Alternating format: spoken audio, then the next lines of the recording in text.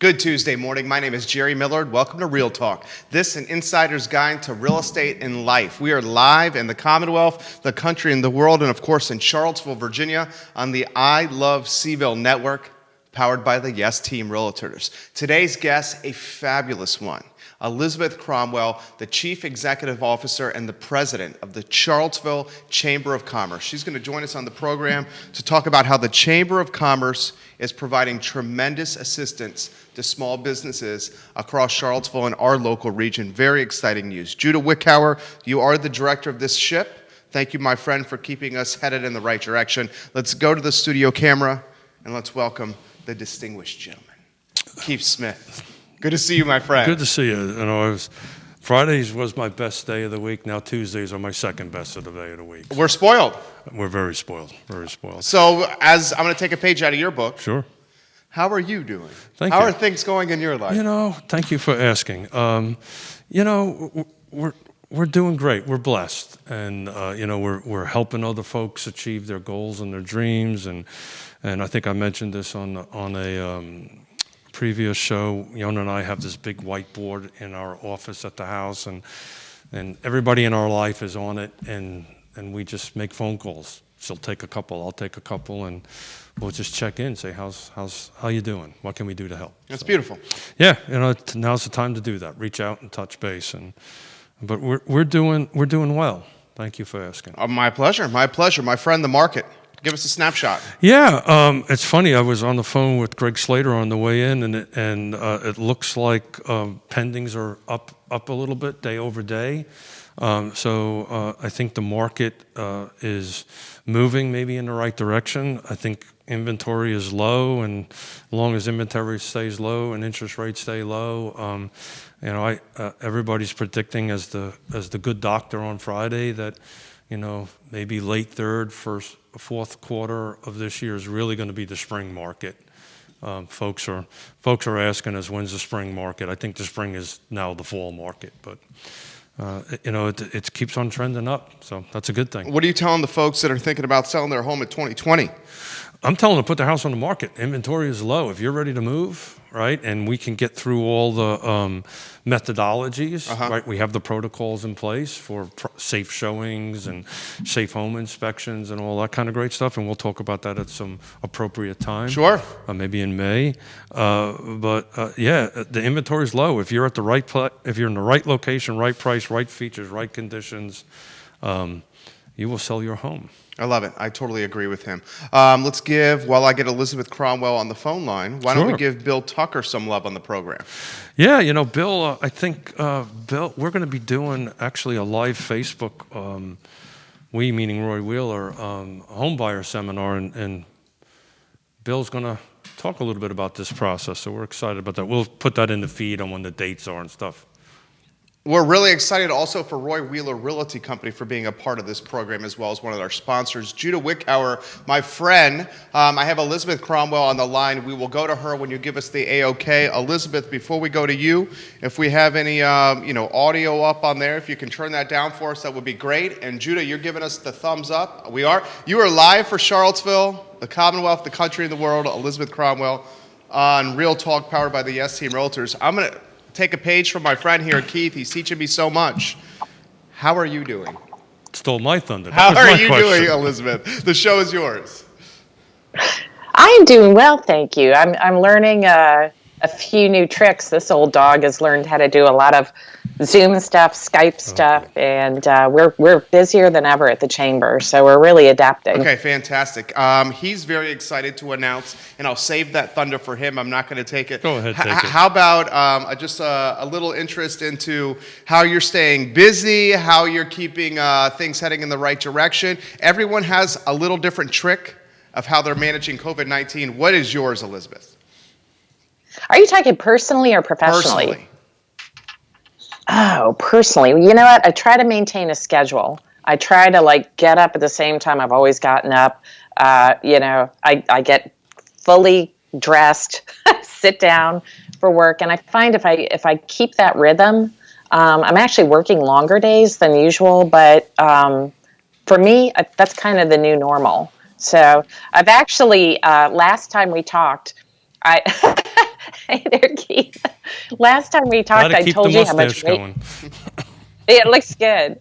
I told you how much weight I gained from all the restaurants in Charlottesville, and I'm trying to keep up with takeout, but I've taken off a couple of pounds from not eating out 3 times a day. So that's a positive thing. Well, thank you for joining us. You know, we think the world of you. You've just, that dynamic smile is just worth saying good morning to you. So, but when I read this new project that you've got coming up, I just got super excited. And as you know, I was a little bit insistent and chased you down and said, please come on, please come on, please come on. So I'm really super excited to talk about this project Rebound. But before we do, Jerry kind of started it a little bit. So losing a little bit of weight, hey, that's a good thing, right? At least Little bit. well, Little same bit. here, right? Same here. I'm eating a lot less Marie Bet, and you know, so my pounds, Me too. my pounds around my waist are appreciating that. But it's funny you should mention that. So Yonna and I, my wife and I, this is our protocol. We wake up at the same time. We have not changed our routine. When we get ready to start our day, we are in our normal work clothes, whatever that might be for that day, and function at that, and then we shut everything down. Well, we've been trying to shut everything down at a reasonable hour. That's kind of not been working out, but that's a great tip and to share with folks. So thank you for doing that. So I want to jump right in. This is so super exciting, and when you start off with a quote from Tony Bennett, I mean, how much better can that be? I loved it, Elizabeth. So jump in. Tell us high level. I thought you'd like that, Jerry. Yeah. Well, it's hard not to take advantage of UVA basketball and winning the national championship. And so we started this project called Project Rebound just about, less than 2 weeks ago. And the idea behind it is that it's really a huge cooperative effort. And I had been in meetings with a number of other partners in the community, economic development folks from UVA and the city and the county. And something that kept coming into my mind was that a lot of this community is focused on the urgent situation that we're in. And, everybody is dealing with their own 5-alarm fire. And that is obviously critical that the chamber try to help those organizations as much as possible in this moment. And beyond that, I think we realized there was an opportunity to kind of step into this next phase of what does the future look like. And I'm not going to tell you that I have any of those answers, but I can tell you that the chamber is really good at convening people and engaging people and advocating on behalf of the business community. And so this idea was certainly not mine alone. This came out of those conversations with the city and county and UVA. And we thought, well, what if we could put together a very short-term, kind of fast turnaround way for all the smart people in this community that are doing interesting things right now to come together and share ideas and think about best practices and think about what the future of our economy can look like. And that's when we were trying to come up with a name for this project. And I was looking around at other cities around the country, and there's lots of sort of kind of awful sounding, emergency pandemic relief kind of programs. And we kind of wanted to take an approach that felt a little bit more uplifting and kind of gave people some hope. And so, of course, we thought of UVA basketball. We thought of that Beautiful quote about taking adversity and turning it into something that you never even would have thought possible if you didn't have that adversity to begin with. And I think that's where we all are right now. We have this tremendous adversity. And what are we going to do with that to make us a stronger community? And we're really trying to stay very narrowly focused on the economy. We're not trying to change the world. We're trying to get cash registers ringing again. We're trying to get business cranked up again. And it's going to be very challenging to figure out the right way to do it. But we want to be helpful in providing the platform for that dialogue and getting some shared ideas about the right way to do it. So you're trying to bring employees back, right? And the I love the little graphic that you have on the site, and obviously Rebound. My brain went to basketball, well, of course. I mean, that's where we need to go. But you kind of have this 4-prong approach, right? You got this community input, which looks like it's starting now to early May. Then you're actually going to create a blueprint, which as a builder, I like that. That makes sense to me. That's going to be in late May, and then we're going to end up sharing all the findings in early June. And then what I liked the most about it is the last column, you had the ongoing discussion. So I think you're going to set this team up, and then we're just going to keep on having this conversation, which the more conversations we have about this, I think the better we're off. But, I was looking as you were chatting through your, basically we have 1, 2, 3, 4, 5, 6, 7, 8, 9 subcategories. We're going to run out of time to talk about all of them. But anyone in particular do you want to kind of laser focus on to chat a little bit about? Sure. Well, I think, and we had a lot of discussion. I should mention my steering committee folks have just been instrumental in this. So Roger Johnson from Albemarle County, Chris Engel from the city of Charlottesville, and Paige Lochte and Denise Herndon from UVA. And we talked about how we were going to, what was the framework for this project. And we decided that if we could kind of cut up the community into different industries and kind of break it out into different kinds of groups and ask each one of those groups kind of the same broad questions, that we would get very different perspectives to those questions and find different answers, but that all kind of come towards the same common goal.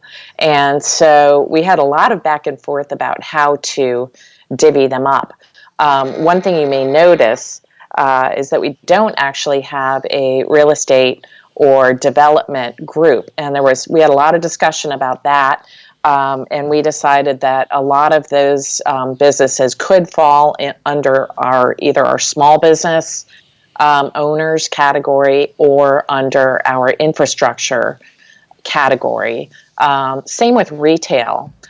We talked about whether to have a retail group or not, and we decided that a lot of retailers here would either fall under our small business group or under our major employers group, which we're calling our anchor institutions here. And so we had a lot of discussion about that. We ended up coming up with these actually 7 committees, but one of those committees is so large we've broken it out into 2 separate subgroups. And all we did as far as filling out those committees is select co-leads. So each committee has 2 co-leads, and then we opened it up to the community. It's actually still open until tomorrow. Tomorrow is the last day if you'd like to serve on one of these committees, and you can join on our website. But what we've done is we've already gotten well over 100 people, and it's a really interesting, diverse, highly respected group of people, and we want to continue building out the diversity both in terms of people and industry, so that we're capturing the broadest swath of the business community. So we're going to put the website in the feed, right? So anybody who's watching, if they wish to sign up, sign up. I did yesterday, but wasn't sure where to fit, and I said, Elizabeth, just put me wherever you think I work best. But I think it's worth a minute just to go over the actual categories, right? So if you don't, I'll just read them off real quick. So there's reviving small businesses, protecting the arts and creative economy, restarting the hospitality and tourism engine, assessing key industry clusters, subgroup of co-leaders for IT, financial and defense, another subgroup for biotechnology, manufacturing, restaurants, and then strengths in our leveraging strengths in our anchor institutions, preparing vital infrastructure, which I think that's where you're going to put me on, and rebuilding nonprofits and community organizations. So, and I'm reading through this, and anybody can look on the website, but these are all the who's who. I mean, we have really a bunch of smart folks just listed out here as co-anchor. So I'm excited to be part of it. We do, and I just want to give you one small clarification. Sure. When you mentioned restaurants, that's actually not restaurants, that's food and beverage manufacturing. Yeah, so restaurants is, we actually have a lot of restaurant folks involved, and we weren't sure whether they were going to fit into the small business or into the tourism and hospitality. And so we've just decided to kind of let people self-select, and restaurants have self-selected themselves into the tourism and hospitality group. So there's a lot of crossover among all these different committees. You're getting some props here. First, your mustache from Johnny at Guadalajara. Yeah. Johnny at Guadalajara loves your mustache. You just put that on the feed right there. Neil Williamson. I need to call you, buddy. Yeah, I think he's saying that, but he likes your mustache. Neil Williamson says, Elizabeth, great to see you, and he loves that the volunteers do not have to be chamber members. I really loved what you said, where we're trying to get the cash registers ringing again. And we try to be champions of small business here on this network. And I love the razor focus of the chamber. In a lot of ways, it's so like clean. You're here to lead an organization that's going to support the business community and help get it back on its feet. It's amazing. Yeah. What are you hearing? Give us first the stories that you're hearing from the business owners, and we all have them. I have them. Scared. What's this going to look like? When is it going to be over? When can we open again?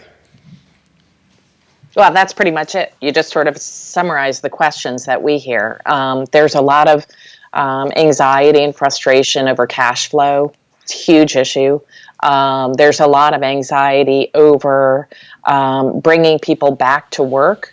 And while I think the unemployment supplement was necessary and is necessary, I also do think that for business owners, it may present a challenge in getting people to come back to work when they're honestly probably doing as well, not working right now.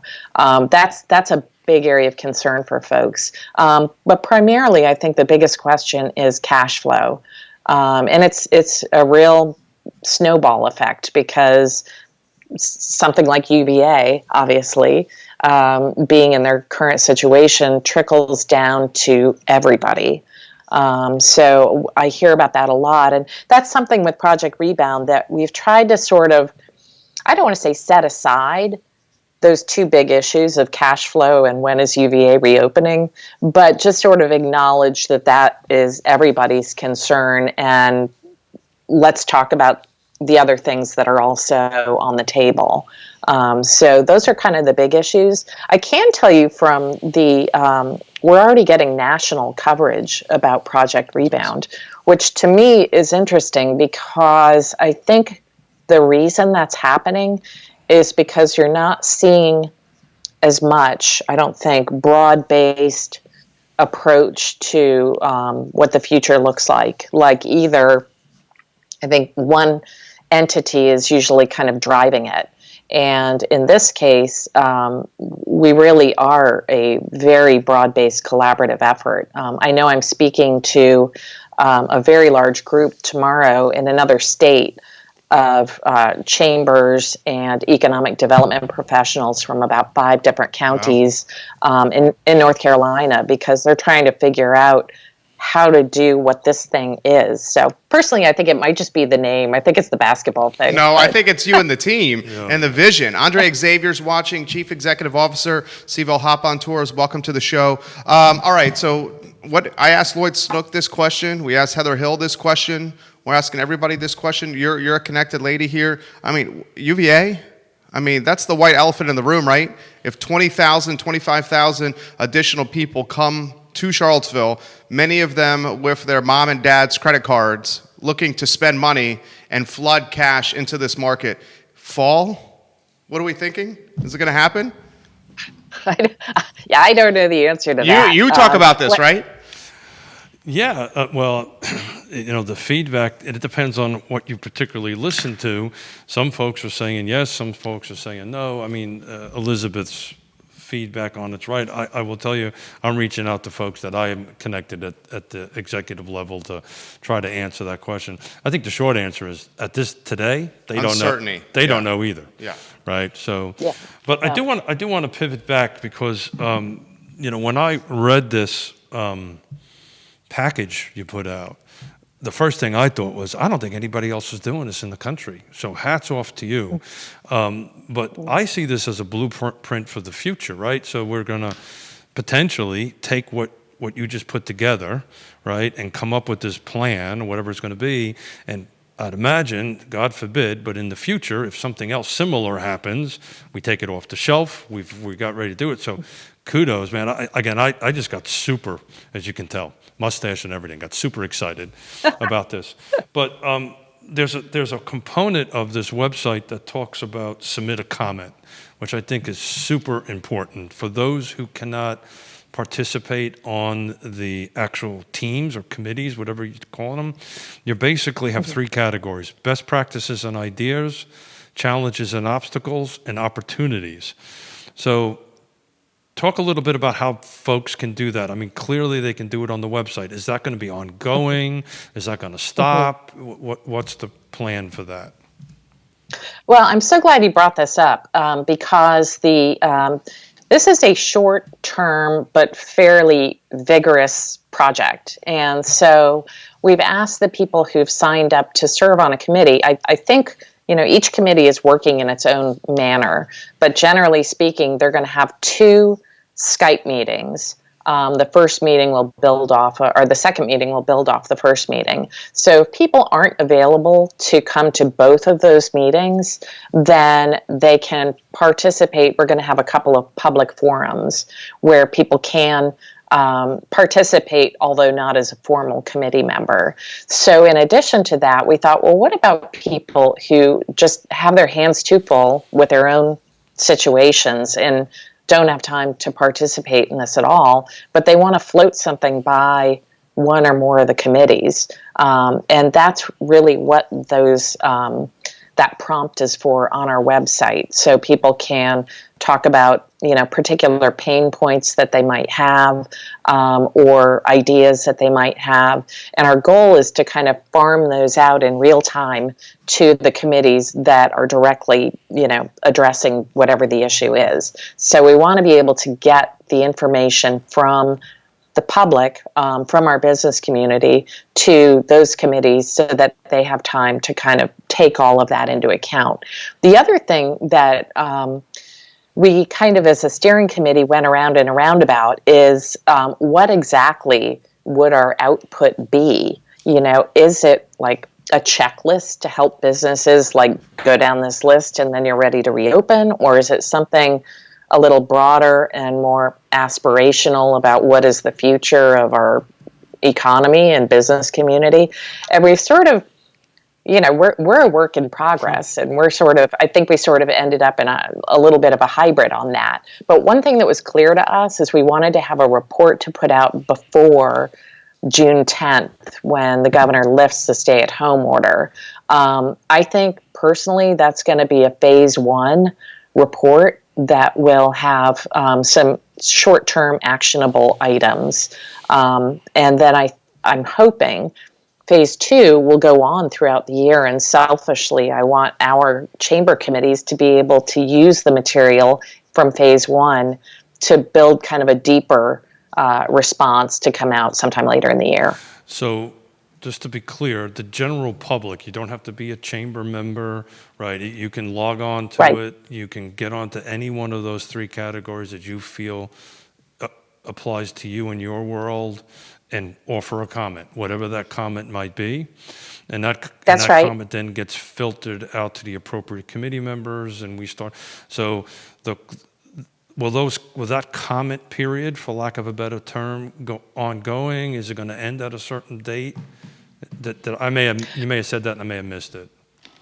No, I didn't. I didn't tell you really about this super short timeline we have. So these committees will be done with their meetings and their discovery process by, I think it's May 20th. So it's a very quick turnaround. So if you want a message to get to one of those committees, the time is now to send them. We will probably keep that open for a number of months, though, after that, because it's still useful information for us. But if you want your information to get in front of the committee, that should be sent within the next week or two. So you also mentioned something about a general public forum as part of the committees. I'm assuming this will be virtual, right? Yes, that's right. Can you just talk a little bit about how that will look? Well, my mustache is falling off, so I have to fix it. So we haven't established the date for it. We'll publish that as soon as we do. I think it's going to be sometime around May 15th or 16th, but we're waiting to see how the initial round of meetings goes. I'm super excited that, I mean, like I said, we've got over 100 people participating, and we're trying to let each group be I don't want to say freewheeling in how they manage their group, but UVA is providing official meeting facilitators for that group, and they're going to help those groups stay on the questions that the steering committee has determined. So after that first round of meetings, we'll be doing the open meeting. We got some comments coming in, Elizabeth. You know what? One of the things that you liked about me when we first met was that intro I did for you when you came on the show. And you're like, I want you to follow me around everywhere in Charlottesville. Well, here, get ready, lady. More's coming. Michael Guthrie is watching the show, and he says, Elizabeth Cromwell rocks. It's great to see so many key players in Charlottesville and our community volunteering for Project Rebound. Great to see the Chamber leading the way, creating collaboration amongst the key entities in our community. Another good comment, this one from Christine Bryant. She says, Elizabeth Cromwell is the best. Project Rebound will show small businesses the path to the new normal. Thank you, Elizabeth Cromwell and the Charlottesville Chamber. We will be looking into what we can do to help. I love positivity right now. Elizabeth. We need that. We do need that. All right, give us some hope here. You talk to business owners across everywhere. What's some glimmer of hope that they're seeing here? We've had to be more efficient with our models. We have to be more tactical. We've had to pivot. We've had to strategize. What's some hope we can cling to that you're hearing?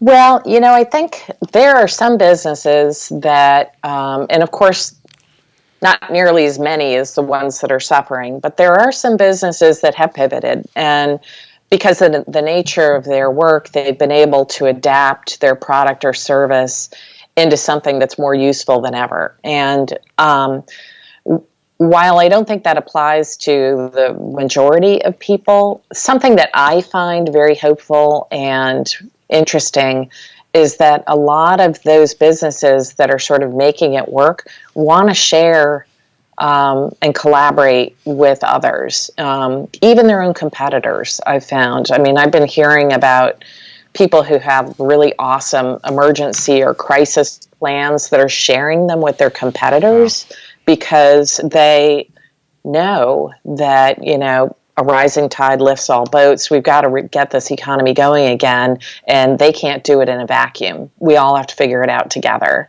And so whenever I hear those kinds of stories, I think, you know, this is a pretty amazing ecosystem. And, you know, just the ways that, I mean, the fact that you can go buy a pitcher full of cocktails at a curb and bring it back to your house. Who would have I did that over that? the weekend. It was amazing. I know, I've been following. Yeah, it was amazing.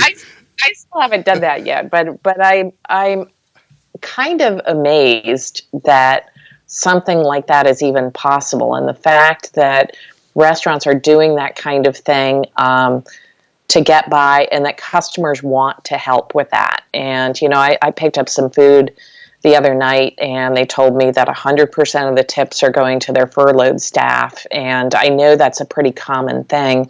And it's amazing. So, you know, that kind of thing it gives me hope. We mentioned this to Councilor Heather Hill, and I also mentioned this on air about Mayor Walker. You also fall in this boat. You take over the chamber right after August 12th, and now you're running the chamber in the middle of COVID-19. I mean, we need to give you some props because you had two epic historical things happen in a short period of time, and you've had to adapt to it, just like every entrepreneur watching this program and business owner has had to adapt to something brand new and figure out a new normal. I mean, do you think about that stuff? Yeah. Well, if I did, I'd probably jump out the window or something. Hold it. I know you live on the ground floor. That's she no would fair. have a martini instead of jumping out the window. Yeah, it's crazy, right? Totally right.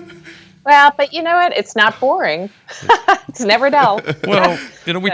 No. Elizabeth, you and I talked about this a little bit yesterday. It's we're adapt and overcome kind of people, and right. And amen. And that's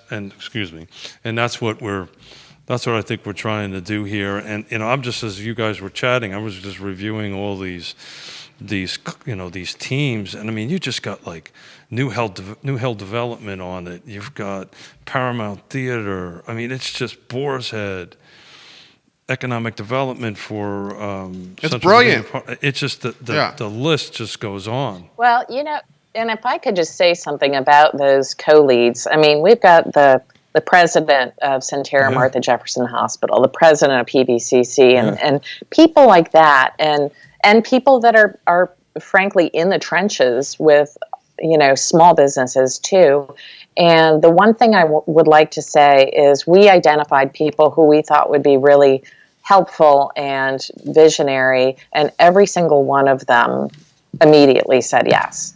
They all, not one person that we've approached has said, "Oh, I'm sorry, I'm too busy to help with this." So people seem very excited to be part of something together. And it did seem, maybe 4 weeks ago, that you were hearing sort of these pockets of innovation and really interesting things happening, but I didn't feel like those people were talking to each other because they were so wrapped up in, their own survival, honestly. And so for the Chamber, I mean, our mission is to convene and to engage people and to advocate. And if we can serve this umbrella capacity to bring everybody together so that they can start helping each other, I mean, it's happening. So it's pretty cool to see. So I am always amazed about our region, right? Yeah. We started talking earlier how you are getting national recognition. The city is in the region is getting notice for that, and it's because I think the plan is just freaking awesome, to be frank with you. But this neighborhood, this area, this region, you pick up a phone or send a text, and people are ready to go and ready to help and ready to move forward. That. Not that other regions of the country don't have the same thing, but it just never ceases to amaze me. If you want to get something done in this town, a couple quick phone calls, and people just, how can I give? How can I help? So, I think that's part of also why we're getting some recognition, because you can bring in some pretty... it's the people. Yeah. Amen. It's the people. The project, I mean, you can have money, you can have anything, but she's aggregating people and leveraging our most precious commodity, our human capital, to better the community. I mean, it's brilliant. It's the people. And you can tell by the people responding to her and the Chamber by saying stuff like this. Paula Tomko says, "Really glad to hear about the collaboration for the greater good of the community." James Watson saying, "Mrs. Cromwell and you guys bring solid information to the community. We're lucky to have Elizabeth here in Charlottesville and the Charlottesville Chamber of Commerce." And the list is going on. I'm not even getting to all of them. Why don't we close on this note? Charlottesville's watching here. A message for Charlottesville. Everyone's uncertain. We're scared. A message for Charlottesville, Elizabeth, from one of the leaders in the community and you. Well, you know what? When we drafted our goals for Project Rebound, I think probably the most important one is that we all need to think we, not me. And that was something that came from the steering committee. And I think nobody in this group is trying to pat themselves on the back, and nobody in this group is trying to take credit for anything. All we're trying to do is move forward together. And I think people are responding to that in ways that they can all contribute something unique. I mean, everybody has something special that I don't know. And so by getting us all together, I think we're going to get through this. I love it. How about this one? And we'll close on this one. Another comment. Just keep on going. We are lucky to have this super fit visionary leading the Charlottesville Chamber of Commerce and Elizabeth Cromwell. That actually was from me. That was not a comment from Elizabeth Cromwell, because I know she gets after an HCAC. Elizabeth, you are awesome, lady. You're awesome. You're awesome. Thank you for all you do, too. I mean, you've been killing it. You guys both have really just been doing amazing work during this time. So thank you. Well, I know you're a busy person and you've got all kinds of things to do. I just wanted to personally thank you for doing this. I know your schedule's a little bit tight, but I just want to kind of end on this, and I'm going to have to do this because it's just not working. Yeah, it's falling off. It's not working. Do what you got to do, baby. It's not working. You know, it's live webcast. We've got to adapt and overcome. But it's super important. Please, everybody out there watching, if you haven't signed up for or wish to sign up for a team, please do it. Close the business today. But more importantly, everybody else out watching, real estate agents, restaurant workers, please offer your comments, because everybody who's going to be sitting on this committee is going to be dependent upon those comments. So please, please, please do that. And thank you. And we're going to bring you back. Please. Probably, let's say, in May, and promote the blueprint. So that thank you great. so much. Thank you so much. Thank you, Elizabeth. All right. You're awesome. Guys, thank you to Elizabeth Cromwell for joining us here on Real Talk, powered by the Yes Team Realtors. Every time I encounter her, leave feeling good. Yeah, I remember the very first time I met her when she was only here for a couple of days and gave a presentation to Roy Wheeler, actually. And, I just was like, okay, this is going to be good. Yeah. And, when I read this and saw this set up, and I know Elizabeth is probably not going to toot her own horn, but, it takes a leader. It takes a visionary CEO to put something like this together. And we talk about Rolodex all the time on this stuff, but to go ahead and pick up the phone and just get the list of people that are on these teams as chairs. It's amazing.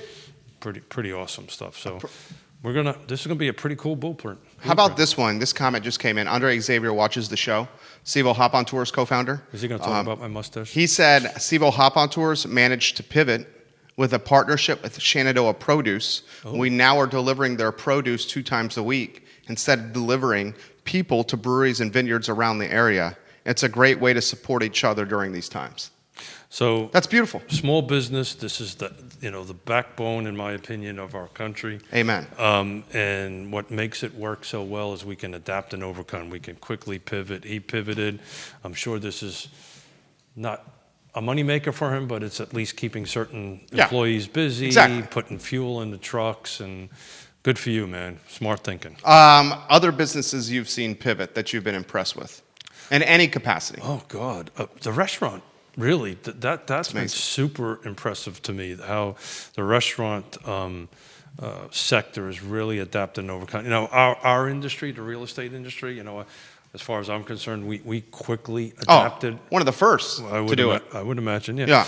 So everybody's doing a little bit differently. I think I saw on Twitter yesterday, and you may be able to confirm it. On Twitter, yeah, look at that. Smith. Okay, right, with or without the mustache. I like it. Okay, what did you see? UVA's, I think on Friday, opening up elective surgeries. Interesting. But that was a Twitter thing that came through. I mean, have to if anybody out there can verify that would be great. But that's what came across last night about 8:00 at night. That I think it was an NBC 29 piece. How about this comment, Christine Bryant? Oh yeah. You ready for this? No, she's going to talk about my hair. Keith Smith, your mustache needs help. Assessment, professional assessment, right away, Keith Smith. And she's right. It needs help. Eric King, welcome to the program. Bellamy Brown, thank you for sharing. Ray Cadell, thank you for sharing. Your buddy James Watson loves what he's hearing right now. Nikki Wooten Chambliss, thank you for sharing. And Dairy Market, Chris Henry's project. Hey, Chris. One of the sponsors of the program. He is, yeah. I mean, they just do it right across the board. Always have done it right. Always will do it right. I am super excited about their opening up. I think the timing for them is going to be perfect, right? Because they're not Summer now, right? Well, summerish, fallish. Yeah, What we're hearing. When Chris is ready, he's going to come on and share a little bit more on Yeah, it. But, right. Yeah, I mean, it's moving forward. It's not stopping. I haven't seen any commercial construction, for that matter, stop at all. Residential's getting a little bit soft, I think. I was having a conversation with a client of mine who actually runs one of the largest lumber suppliers in the country. Oh, yeah? Yeah, and it's getting a little bit backlogged. But it's just, Well, are you following the home building? Yeah. Home building, folks are moving from densely populated areas to suburbia type areas and building homes. Home building is having a boom. Yeah, well, real estate in general is going to have a boom. It's going to boom. Real estate, yeah. Do we see the push? We saw, it's so interesting, and I love spitballing with you. We saw the push of baby boomers and millennials flooding to urban, dense environments because of a live, work, play mindset. Sure. With this virus, COVID-19, will we see that mindset change? And we'll see people, much like we saw a couple generations ago, shift from being downtown and dense urban environments and move to suburbia for McMansions, for half acres, for full acres, and big single-family homes. Are we going to see that? So if I really knew that answer, I'd own the island I go to every year down in the What's your prediction? So my prediction is the data. So we talked about this some time ago. 19, that trend has been going for a while. So the millennial, the boomer has been moving away from purchasing in these urban centers. Different reason, though. It was cost and availability at that point. Sure. This, I think, will have an impact. I was reading a Wall Street Journal article yesterday that New York City is really worried about this. As it should be.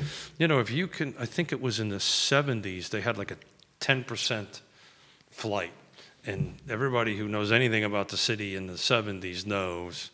I mean, the city was bankrupt or nearly bankrupt, and so I don't see that happening. I think things will open up a little bit. I think it's going to change, and I'm going to just spitball with you, one guy to the other. And Elizabeth, you're getting more props from Beth Hyder, who just said thank you for being a part of this program, and thank you for what you're doing. Elizabeth Cromwell, CEO of Charlottesville Chamber. Beth's a rock star. She is a rock star. She's a rock star. I'm going to throw this to you here. I think that the home buyer, and you've touched on this a little bit, what I'm hearing, what I'm following, the home buyer is going to want a little bit more space. The home buyer is going to want to live their life perhaps a little bit more on their land, around their home, in their neighborhood, and going to shift their mindset from being in densely populated areas to being at the casa a little more. So, yes and no. Okay. So that's the politician maybe in me. Okay. Yes and no. The market is going to be diverse. The market is diverse. We mentioned this, I think, maybe it was Friday. We lost a couple of deals in Charlottesville to multiple offers. So the inventory is low, interest rates are low. If you're looking to sell, now's the time to do it. If you're looking to buy, now's the time to do it. I guess I'm just an optimist. I just don't think there's going to be this whole exodus out of the city. I just don't see it. But that's just my opinion. I'm curious. Sarah Hill Buchensky, welcome to the program. Hey, Marie Bett, one of the fantastic sponsors of the show. Yeah, I'm frustrated. I can't drink. I got a man. They got to make the mask with a hole in it, or a flap. Well, then that defeats the purpose. Just like a flap that you can Velcro up and you can drink out of. So how do you drink now? Right now? Yeah, how do you drink if you have the mask on? When this is over, I go outside and have a sip, and then I put my mask back on. Gotcha. But or we could put a hole in it with a straw, set up straw, right? A little flap with the first straw. Oh, okay. Or some kind of entry. Work on that, Miller. That would be great. Miller, give me a business That's plan. a Let's see what we can do. The ideas come constantly to me. I can't. So that's your brain? That's what your brain looks like? It's just stream of conscious. I have Post-it notes everywhere. Good for you, man. I have Post-it notes and journal everywhere. Good for you. I'm very excited to see. I'm excited that you're part of this as well. Yeah. So I was reluctantly did it only because I just really didn't know what box to check for me. I'm a kind of a kind of all over most of those things. So my conversation with Elizabeth was, you put me wherever you want to put me. I'll end up screwing it up anyway, so just put me over there. But I think she's going to put me in the infrastructure thing. I think the thinking on that is hopefully we can help local jurisdictions move projects along. So. Questions coming in for you. Cool. Keith, Cool. What is your feelings towards Airbnb investors? Will they sell? That's from Andre watching the show. Good question. That's a great question. Hell yeah, the answer is yes. Absolutely. Well, yeah, or sit tight. I mean, I think shop, this is how, prediction, Andre, for you. The individual, the family, if it's anything like most families out there, people are going to want to go to hotels where they know they've been professionally cleaned by people that do it for a living, as opposed to Airbnbs that are being done by people moonlighting. I think Airbnb is going to dip. The demand is going to dip, and then the demand's going to increase for staying at hotels, though. Cleanliness. So maybe this is a really good time to start building some ADUs, auxiliary dwelling units. Isn't that what you're doing? That's kind of what we're trying to push. Are you going to tease that? Are you going to give us? No tease. Okay. We're trying on the Regional Housing Partnership and the Land Trust to help the city move along, right? It needs a little bit of help, frankly, on its organizational structure. Neil Williamson leaving links in the feed about density and the COVID virus and how things are going to be impacted. Is one of them a Wall Street Journal article? No, one of them is from the University of Toronto, and whether COVID-19 will influence city planning. Yeah. Which I'm going to read this, Neil. So what did you think? Andre wants to know, what's your take on the Airbnb investors? Yeah. So one never likes to predict, but I think it will impact them, right? Because it all depends on when we're going to get started again. So if we end up having football games again and basketball games again, and vineyards start happening. I mean, I can tell you from a personal perspective, our youngest daughter, we punted the wedding from June to April of next year. So I think new Airbnbs are going to take a hit, right? I don't think you're going to see a lot coming on because there's just no inventory. There's nobody traveling. Exactly right. Yeah. Nobody's traveling. Nobody's using them. There's a reason why a barrel of oil was minus 37 last week. Yeah, sure. It's because no one is in their car driving because the demand's not there. We have excess supply, which is depressing the price, and that's why you can go down High Street and buy a gallon of gas for $1.45. I filled up my car for $23. Well, you can go to Costco for $1.25. Is that the cheapest in town? I saw a Bone 45. I was shocked. When's the last time you've seen a Bone 45 a gallon? I'm old. I can't remember that far back. You can remember. What was that, 92? Yeah, maybe even earlier than that. But to go back and kind of just a high-level answer the question, this is why I was so excited about this project Rebound. By the very nature, we're very positive guys or people, right? Everybody watching us. Well, we're just positive people, and we've got great folks at the table to help through it. But if you look at their little diagram they have here, we're going to peak. We're going to get there again. Things are going to open up. It'll be different. It'll never be the same, in my opinion. Every state's going to be different. Well, I just think how we do everything is going to be different. Oh, absolutely. But eventually we will get back to the normal transaction of business, and this plan is going to help us get there. And that's what I was super excited about it. And my matter of fact, I don't think I told my wife I volunteered for it. So I was going to say, how the heck did you get that? I just realized How did you get on another volunteered committee? Sorry, honey. Forgot all about that. Well, I mean, it's the committee's gain. You're an asset to any committee. Missouri opening in full today. The only rule Missouri having is you have to have 6 feet of distance, so maintain the 6 feet social distancing. But Missouri opening across the board. Sure. We're seeing Tennessee. We're seeing South Carolina. We're seeing Georgia. We're seeing Montana. We're seeing a lot of them. And even, as you know, my wife is Austrian, so we track the Austrian news, and by the end of this month, they're lifting the stay-at-home order in Austria. You can go to restaurants. And the really tough part of this is you have a pocket of the country, a couple of pockets in the country, especially the tri-state New York area. Sure. And the tri-state New York area got obliterated. Yeah, still getting obliterated. Someone like a Missouri or a Montana, they're not obliterated to that extent. And then you had some governors like Ralph Northam, who was a doctor, handle this better than other governors. Sure. So it's the dynamic between the governors and the states and how and when they should open is an interesting dynamic. Yeah, so as you know, we have our oldest daughters in the tri-state area. Youngest in Seattle. And it's funny, we were... The two bad spots. But it's funny. So our oldest daughter lives in Fairfield County in Norwalk County. Norwalk, the city of Norwalk, but in Fairfield County. Our youngest daughter lives in Seattle, downtown Seattle, which is King County. Seattle has half the number of cases and half the number of deaths as Fairfield County, just the county of Fairfield County, North Connecticut. Like 5,000 versus, as far as cases, 5,000 versus 10,000, 300 deaths versus 600 deaths on that. And I haven't had a chance to take a look at it, but I believe King County and Seattle has a larger population.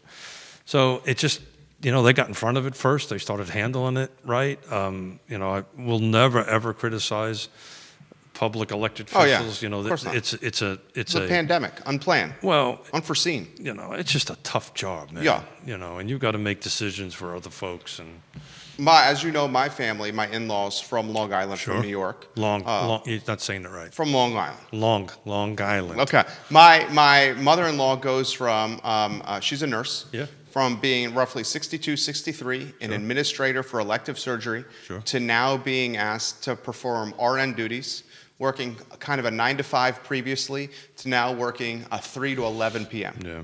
Okay, 62, 63-year-old, okay? About a year away from retirement. Think about that. Okay, can you imagine living in New Jersey or Connecticut or somewhere close to New York City, getting on public transportation, riding on public transportation into the Big Apple? That's what she does? No. She's on Long Island. But family does. Yeah. We have family. Getting on public transportation, going into the city on a public transportation, walking around in the city with all the surfaces and all the people.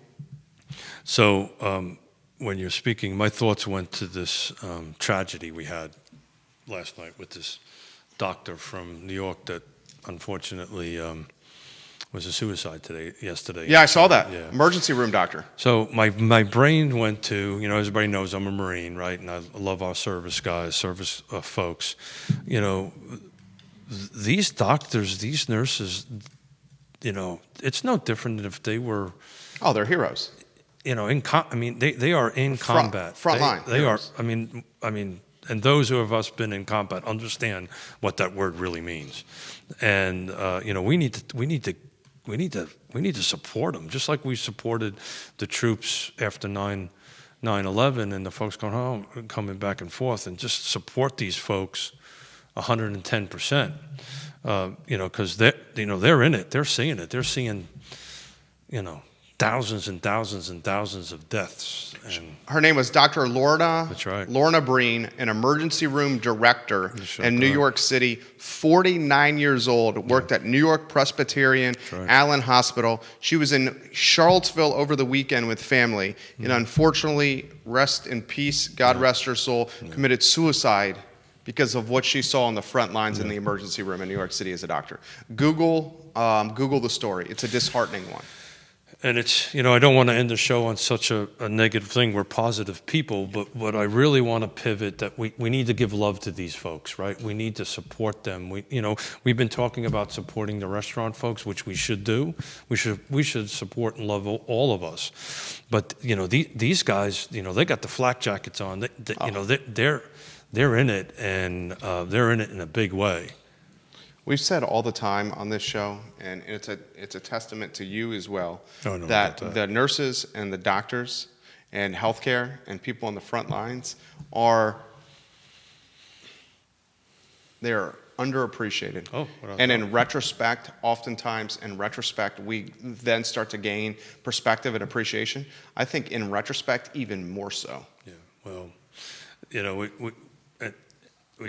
we have family members that are soon to be family members. That is a doctor. We have nurses in the family, multiple nurses in the family, and just show some love to these guys and gals, because they're doing it every day, right? And again, just like the guys that and the gals that went overseas to protect us, they're just doing it in our back door. That's right. Amen, brother. Backyard. Jamie Schwartz says, New York is going to have a hard time. Yep. Our family is there, and they are planning on being on lockdown with social distancing for months. Yeah, I agree. Restaurants, tourism, and the retail spots will be the biggest hit for the city. No public transportation, too many people to sanitize and keep the city running smoothly. Yeah. Jamie, I agree 100%.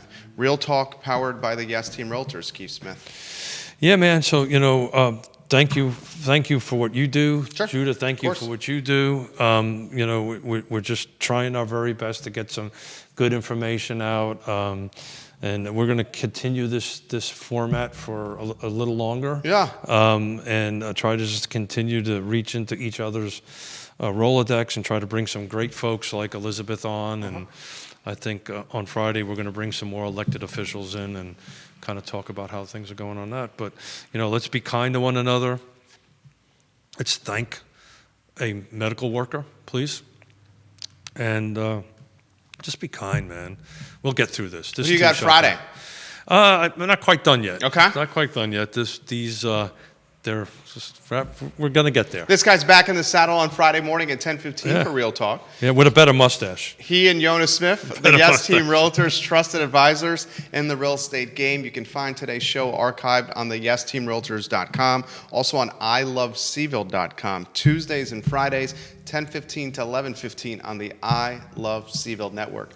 Enjoy your morning, guys. Thanks, guys. Excellent work. Good job, Judah. We'll have to figure out how to sew it on. Yeah, I think you're going to have to do it. I think it was falling off because of the heat or the moisture from your mount. One side was sticking on. I liked it at first. I thought you were talking about the show. But Oh, no, I'm talking about your mustache. Are we done? Are we off? Oh.